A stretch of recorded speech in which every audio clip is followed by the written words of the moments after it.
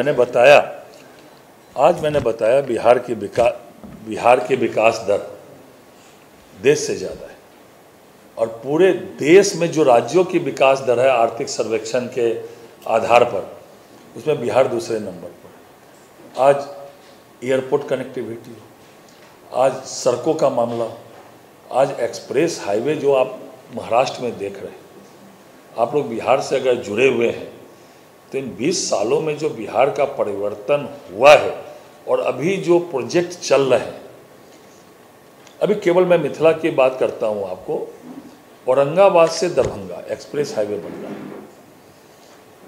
पहला express highway Bihar का है।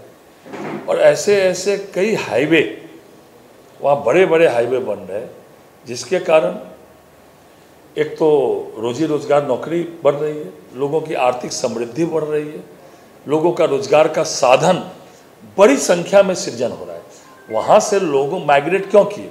रोजी रोजगार के लिए, रोजगार का साधन कम था, तो आज बहुत बड़ी संख्या में वहाँ उद्योग भी लग रहे हैं।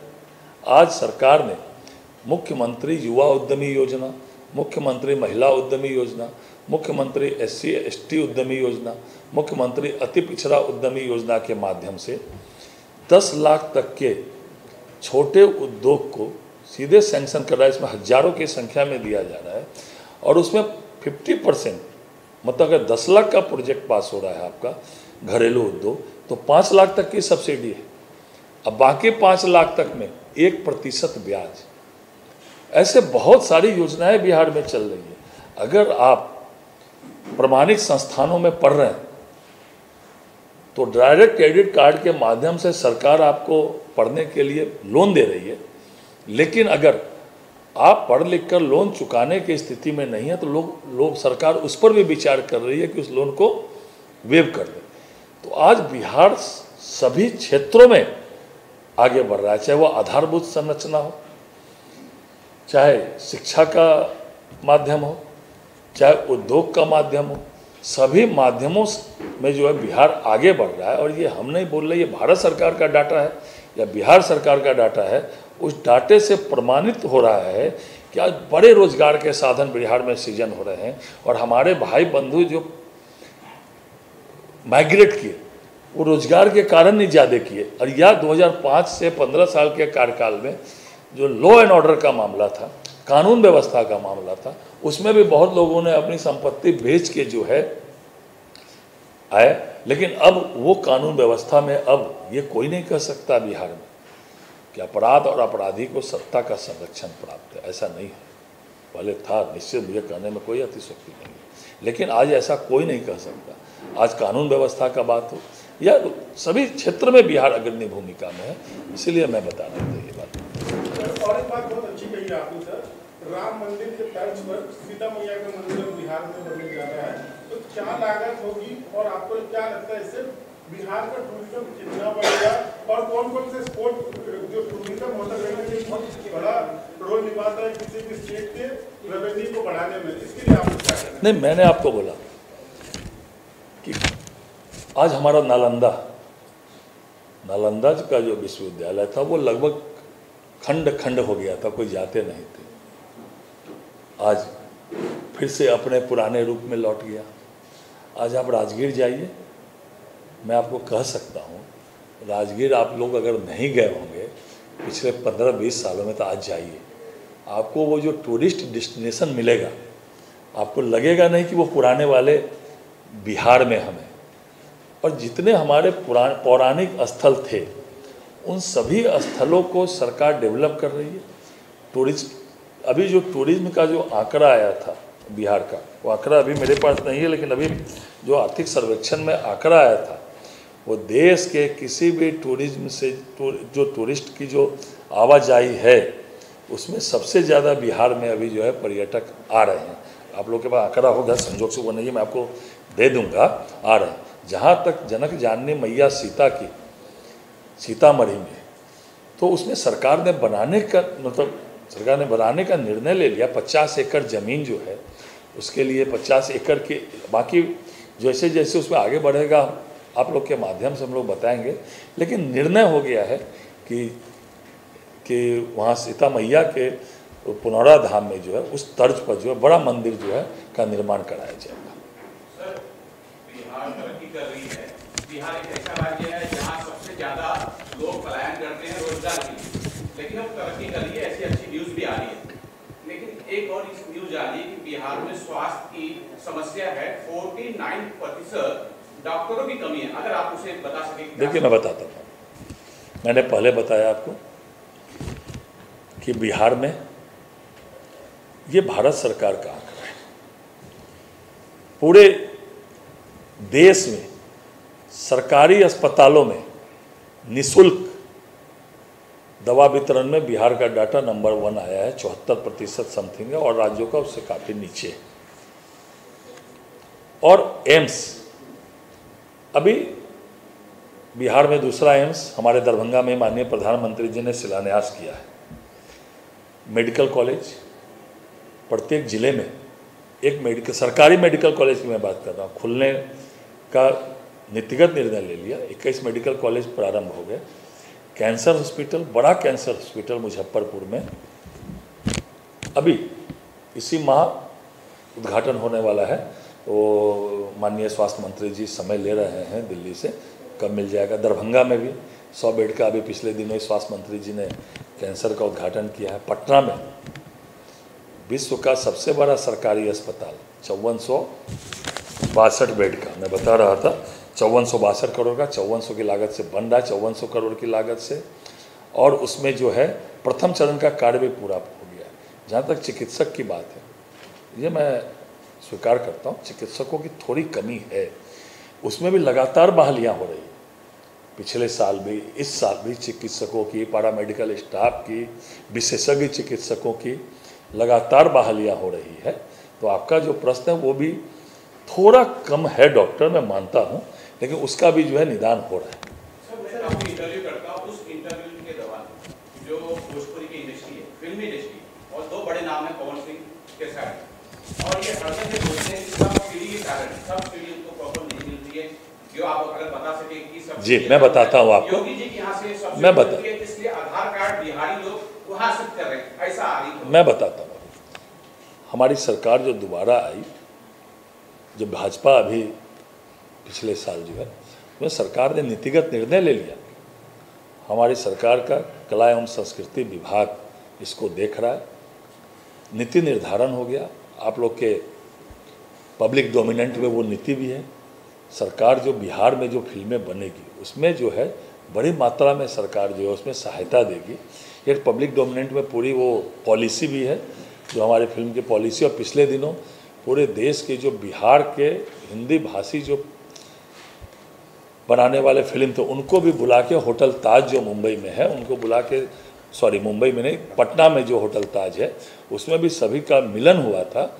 और ये सरकार निर्णय कर चुकी है, उसकी पॉलिसी जो है पब्लिक डोमिनेंट में है। हम लोग बड़ी मात्रा में सहायता जो है, जो बिहार का फिल्म है, भोजपुरी फिल्म है जो बिहार के लोग बनाएंगे, उसमें देने जा रही है। और वो नीतिगत निर्णय भी सरकार ने ले लिया है। आज कहीं ना कहीं देश भर में भोजपुरी इंडस्ट्री काफी तेजी से बढ़ रही है और मनोरंजन के कारण लोग बहुत पसंद भी करते हैं। धरती भी काफी बढ़ता है। योगी जी ने जैसे फिल्म सिटी का निर्माण कर रहे हैं यूपी में, आप लोगों की भी इस तरह की कोई योजना का प्लानिंग है? नहीं, मैंने बताया ना आपको, पब्लिक डोमिनेंट में हमारी पॉलिसी बन चुकी है और वो आप लोग नेट पे सर्च करके भी निकाल सकते हैं। पूरी फुल प्रूफ पॉलिसी बनी है और बड़ी मात्रा में हम लोग सहायता जो है, चाहे वह भोजपुरी फिल्म हो, चाहे हमारी मैथिली फिल्म हो, चाहे अंगिका फिल्म हो, चाहे हिंदी फिल्म हो, इन सबको को जो है सरकार जो है देने का निर्णय कर चुकी है। और जहाँ तक मेरे विभाग का मामला है, राजस्व एवं भूमि सुधार विभाग, ये आम लोगों के जन सरोकार से जुड़ा हुआ विभाग। तो आपको मैं जानकारी देता हूँ, ये पूरा ऑनलाइन सिस्टम है। जो हमारे प्रवासी बिहार के लोग हैं ये भी ऑनलाइन, अभी वहाँ भूमि का सर्वेक्षण चल रहा है पूरा। और जो खतियान था, जो 1908 में खतियान बना था, उसको फिर से खतियान बनाने का जो है सरकार ने निर्णय लिया। और बड़े स्तर पर लगभग 13,000 अमीनों को और स्टाफों को लगाया गया है प्रत्येक गांव में। उसका सर्वेक्षण हो रहा है और पूरे मेरा विभाग ऑनलाइन है। मुंबई में बैठे हुए प्रवासी भी यहाँ बैठ के अपना दाखिल खारिज करा सकते हैं, अपना मोटेशन करा सकते हैं, अपने जमाबंदी करा सकते हैं, वो पूरा ऑनलाइन है। ऑनलाइन के माध्यम से तो मेरा भी विभाग जो जन सरोकार से जुड़ा हुआ है, जिनके पास ज़मीन है वो भी जुड़े हुए हैं, और जो गरीब, अनुसूचित जाति, अति पिछड़े, भूमिहीन हैं वो भी जुड़े हुए हैं, क्योंकि उनको भूमि देनी है और बाकी लोगों की भूमि को सही से सब कुछ हो जाए वो देखना है। तो पूरा विभाग हमारा ऑनलाइन है। तो मैं आज मुंबई में बैठा हूँ, तो पूरे प्रवासी भाइयों को भी मैं बताना चाहता हूँ कि सारा मेरा विभाग ऑनलाइन है। आप मुंबई में भी बैठ के जमीन संबंधी समस्याओं का निराकरण ऑनलाइन के माध्यम से कर सकते हैं। सर, नीलोत्पल जी जिस तरह का इनिशिएटिव ले रहे, जो बिहारी भाई जो यहाँ पर रहते हैं हमारे, सर क्या कहना चाहेंगे उसके लिए? कितनी बड़ी बात है, क्योंकि लोग पलायन करके आए तो हैं, लेकिन यहाँ पर जो सुविधा और उनके लिए जो काम करने का जो इनिशिएटिव ले रहे हैं नीलोत्पल जी, उसके लिए हमारा बिहार फाउंडेशन कोरोना के समय में, आप लोग ज़्यादा जानते होंगे, कोरोना के समय में कितनी बड़ी संख्या में लोगों को मदद किया है। और जो बिहार के प्रवासी यहाँ हैं वो लोग अपने अपने माध्यम से भी यहाँ जो बिहार के लोग हैं उनकी भी मदद करते हैं, जो यहाँ सक्षम लोग हैं। अगर किन्हीं को कोई समस्या है, सरकार तो करती है, इसीलिए मैंने पहले ही महाराष्ट्र और महाराष्ट्र के लोगों के प्रति कृतज्ञता ज्ञापित की, धन्यवाद ज्ञापन किया कि उन्होंने यहाँ रचाया बसाया। और जो बिहार के लोग हैं, नीलोत्पल जी हैं या बाकी अन्य लोग हैं, वो लोग भी यहाँ बिहार के लोगों की मदद करते हैं। कहीं भी है तो निश्चित रूप से अपना थोड़ा मिट्टी का प्रेम तो जगता ही है ना। तो आज नीलोत्पल जी ही कार्यक्रम ऑर्गेनाइज कर रहे हैं, जो हम लोगों का जो 72 स्थानों पर पूरे देश में ये कार्यक्रम हो रहा है, उसमें बिहार सबअर्बन का ये इंचार्ज नीलोत्पल जी हैं, तो करते हैं, इसीलिए तो इनको प्रभारी बनाया गया है। सर, इसके अलावा स्पोर्ट्स को लेके आजकल हमारा देश बहुत आगे जा रहा है, तो सर स्पोर्ट्स को लेकर भी लोग जो है, बिहार में अंतर्राष्ट्रीय स्टेडियम राजगीर में बना, अभी एशियन हॉकी वहाँ हुई, फिर से एशियन हॉकी इस बार भी जो है एशियन हॉकी ड्यू है। और बिहार में जो खिलाड़ी राष्ट्रीय स्तर के में compete करते हैं, चाहे वो एशियन गेम हो, चाहे ओलंपिक गेम हो, चाहे कुछ मानक है उस मानक में कंप्लीट करते हैं, सीधे सरकार उनको सरकारी नौकरी देती है, 1st क्लास से लेके और 3rd क्लास तक। जिस रूप में वो compete करते हैं, सीधा सरकारी नौकरी खिलाड़ियों को मिल रही है। और खेल का तो बढ़ावा हो ही रहा है। माननीय प्रधानमंत्री नरेंद्र मोदी जी जब से आए तब से, और माननीय मुख्यमंत्री जी के नेतृत्व में बिहार चल रहा है, तो खेल और खिलाड़ियों को बढ़ावा देने की हमारी नीति भी है। और इसके कारण कई स्टेडियम और भी बन रहे हैं, और अभी इंटरनेशनल स्टेडियम बना। एशियन हॉकी पहले कहाँ बिहार में, अभी तो एशियन हॉकी हुआ, फिर इस वर्ष भी एशियन हॉकी बिहार में ही हो रहा है। तो ये सब चल रहा है। सर, बिहार के बहुत सारे लोग मुंबई में हैं, और यहाँ की लोगों की एक बड़ी समस्या है, वो रोजगार करते हैं और यातायात के उनके साथ एक दुर्व्यवहार होता है, उनको एक ऐसे शब्दों का प्रयोग होता है जो अच्छा नहीं है, और मारपीट तो होती है, ये आप भी जानते होंगे। ऐसी समस्या से नहीं जाता है? नहीं, ऐसा नहीं है। महाराष्ट्र में एनडीए की सरकार है और बहुत अच्छे तरीके से वो हमारे प्रवासी भाइयों और बहनों का ध्यान रखते हैं, और वो भी मिलजुल के सब लोग रहते हैं। अभी कोई ऐसी कोई घटना घट जाती है तो वो तो सभी जगह घटती है। बिहार में भी कभी कोई कानून व्यवस्था तो मतलब कहीं भी कुछ घटनाएं घट जाती है, तो उसी तरह इसको आप प्रवासी के रूप में जोड़ के मत देखिए। इसको कोई बिहार के लोगों के साथ ऐसा हो रहा है इस रूप में इसको मत देखिए। इसको ये देखिए कि ठीक है, घटनाएं कुछ कुछ घट जाती है, लेकिन सरकार तुरंत उस पर कार्रवाई भी करती है। तो इसको प्रवासी के रूप में इस घटनाओं को न देखकर, विशेषकर बिहार के लोगों के साथ ऐसा हो रहा है ऐसा नहीं है, उस सामान्य कारण से बराबर घटनाएं पूरे घटती है, तो उसमें हो सकता है। इसको प्रवासी के रूप में ऐसा नहीं है। यहाँ भी एनडीए की सरकार है और बहुत अच्छा आदरणीय देवेंद्र जी के नेतृत्व में काम चल रहा है। सर, एक लास्ट ये नहीं जानना, जो यहाँ हैं, आप गाँव जाने वाले हैं, उनकी सबसे बड़ी समस्या होगी टिकट की, जो मिलना बड़ा मुश्किल हो जाता है। काला बाजार इतने उच्च लेवल पे है, मिलना ही नहीं, टिकट पहले नंबर पे नहीं। फेस्टिवल में स्पेशल ट्रेन आदरणीय नरेंद्र मोदी जी के नेतृत्व में बहुत चल रही है। आप उल्टा के देखिए पहले का डाटा और अभी का डाटा, ये मानता हूँ थोड़ी बहुत समस्या, लेकिन बहुत समस्याओं का निदान भी हुआ है। अब तो सीधे मिथिला के लोग यहाँ फ्लाइट में बैठते हैं और दरभंगा में उतरते हैं। तो फ्लाइट भी बढ़ रही है, ट्रेन भी बढ़ रही है और भी आगे बढ़ेगी। हम लोग प्रयास कर रहे हैं, बिहार सरकार भी प्रयास कर रही है। तो चलिए, बहुत बहुत धन्यवाद आप लोगों को। एक बार कैमरा बंद करके व्यक्तिगत परिचय जो है हो जाए, हम लोग जिस काम के लिए आए। हाँ, चलिए, बहुत बहुत धन्यवाद बिहार फाउंडेशन।